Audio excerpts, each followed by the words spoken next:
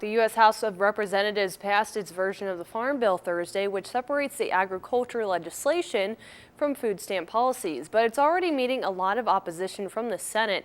7 and 4's Jamie Innes met with some local farmers today, and she's live in the studio. Jamie, what are their thoughts on the House's bill?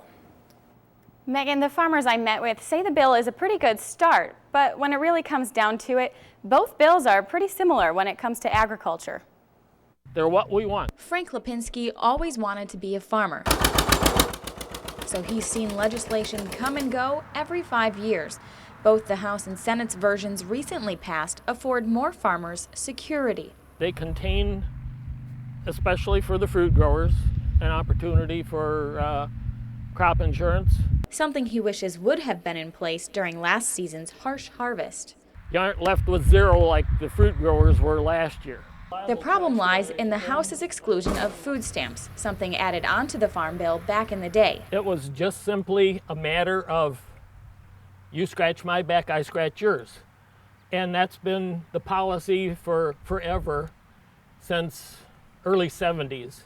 A large portion of the Farm Bill is dedicated to the food stamp program, which has increased dramatically in the past 4 years. In a statement, U.S. Senator Debbie Stabenow says the House's version is, quote, extremely flawed.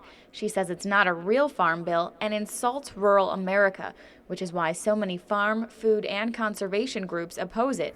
But farmers I spoke to say they'd like to see a clean bill dedicated to just farming. They'll be throwing other things back into it to make it, to gain the votes on it, and that isn't the way it should be. But Lipinski thinks the bill is a step in the right direction. I think it's really a good first step. It at least sends the message that, hey, we're kind of serious about this.